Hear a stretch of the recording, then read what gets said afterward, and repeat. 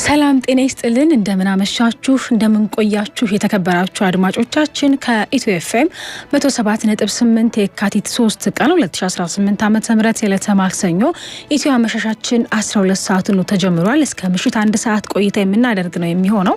በኢትዮ አመሻሻችን ከምናነሳቸው ጉዳዮች መካከል ኢትዮ ምልከታችን ቀዳሚ ነው። በኢትዮጵያ የሴቶች የፖለቲካ ተሳትፎ መሻሻሎች ቢኖሩትም በርካታ ስራዎች እንደሚቀሩት ይጠቀሳል።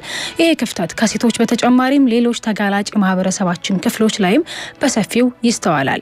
ምርጫን ዲሞክራሲያዊ ከሚያስብሉት መግለጫዎች አንዱ ሁሉንም ተጋላጭ ማህበረሰብ አካላትን ማካተት ቢሆንም በተለይ በፖለቲካ ፓርቲዎች ዘንድ የሚታየው አካታች አለመሆን ዲሞክራሲያዊ ምርጫ መካሄድ ላይ ጥያቄ ከሚያስነሱ ጉዳዮች መካከል መሆኑ ሌላ የሚነሳ ነጥብ ነው። ይህን ችግር ለማመላከትና መፍትሄውን ለመጠቆም ያለመ ምክክር ላይ ጣቢያችን ተገኝቶ የተለያዩ ሀሳቦችን አዋቅሮ ኢትዮ ምልከታችን በዚህ ላይ ያጠነጥናል። ወደ በኋላ ላይ ተሰሙታላችሁ።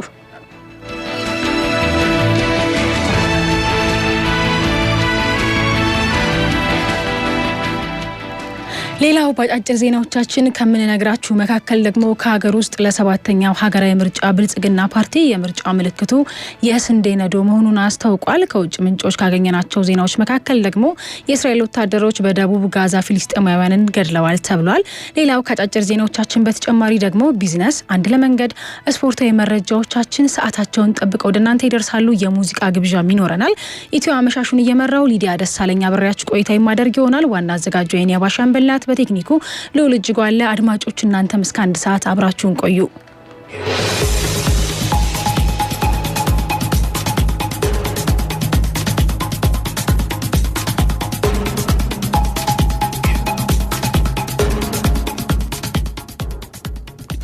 ቀዳሚ ወዳደረግነው ወደ ሀገር ውስጥ መረጃዎች እናልፋለን። የአፍሪካ ሀገራት ቀውስን የሚቋቋሙበትና ተጋላጭነትን የሚቀንሱበት ዘላቂ የፋይናንስ አቅርቦት ቋት እንዲፈጥሩ የኢትዮጵያ ብሔራዊ ባንክ ገዢ ኢዮብ ተካልኝ ጥሪ አቅርበዋል። በማደግ ላይ ያሉ ሀገራት ኢኮኖሚን አስመልክቶ የተዘጋጀ ዓለም አቀፍ ኮንፈረንስ በሳውዲ አረቢያ አሉላ ከተማ ተካሂዷል። የኢትዮጵያ ብሔራዊ ባንክ ገዢ ኢዮብ ተካልኝ የአፍሪካ ሀገራት በዓለም የፋይናንስ ሴፍቲኔት የሚገኙት የፋይናንስ አቅርቦት የተገደበ መሆኑን ገልጸው በዚህ ምክንያት በሀገራችን በራሳቸው ክምችትና የአይኤምኤፍ ድጋፍ ላይ ብቻ እንዲወስኑ ማድረጉን አመላክተዋል። ኢዮብ ተካልኝ የውጭ ድጋፍ እየቀነሰ መምጣቱን ጠቅሰው የአፍሪካ ሀገራት የራሳቸውን ቀጠናዊ የፋይናንስ መዋቅሮች በመፍጠርና ከዓለም የፋይናንስ ቋት ጋር በማስተሳሰር ተጋላጭነትን በጋራ ለመቀነስ መስራት እንደሚገባቸው አመላክተዋል።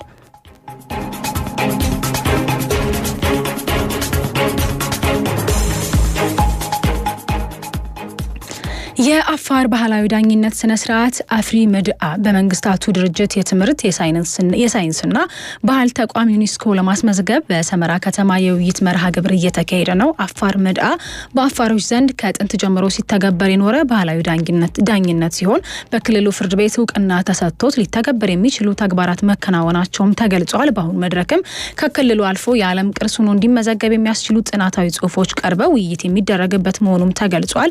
መርሃ ግብሩ ለ3 ተከታታይ ቀናት እንደሚቆይም ተመላክቷል።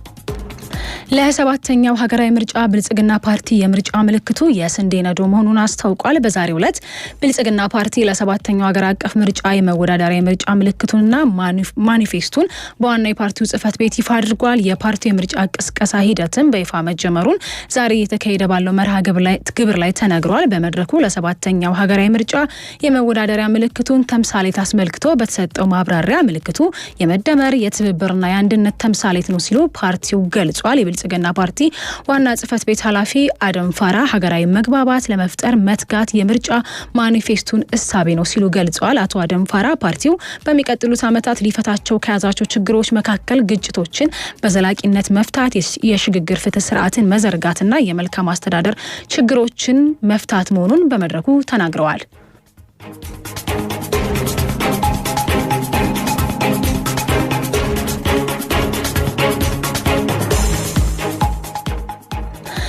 ቀጥለናል። የተከበራችሁ አድማጮቻችን እያደመጣችሁት ያላችሁት የኢትዮጵያውያን ከሆነው ኢትዮኤፍኤም 7.8 የዕለተ ማክሰኞ ኢትዮ አመሻሻችን ነው። አሁን ደግሞ ከባህር ማዶ ያገኘነው መረጃ እናልፋለን። ወደ ቻይና እንሄዳለን። የቻይና የህግ አስከባሪ ተቋማት ራሱን ችሎ የሚንቀሳቀስ ክብ ቅርጽ ያለው ሮቦት ሙከራ መጀመራቸውን ገልጸዋል።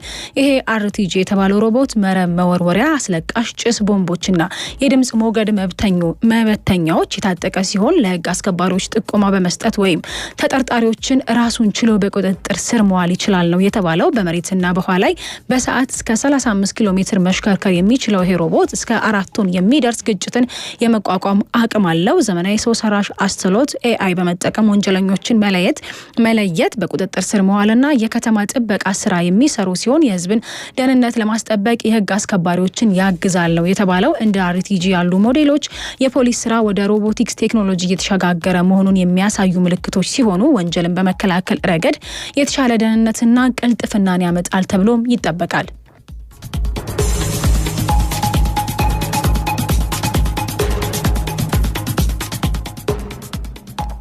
በመጨረሻ የምናደርገው የባህር ማዶ መረጃ የእስራኤል ወታደሮች በደቡባዊ ጋዛ ፍልስጤማውያን መግደላቸውን ተነግሯል።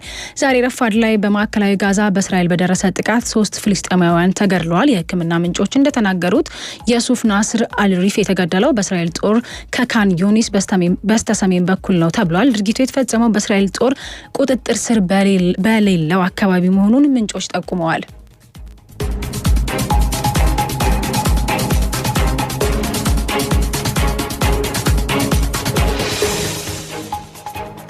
እያደመጣችሁት ያላችሁት የኢትዮጵያውያን ከሆነው ኢትዮኤፍኤም 7.8 ኢትዮ አመሻሻችን ነው።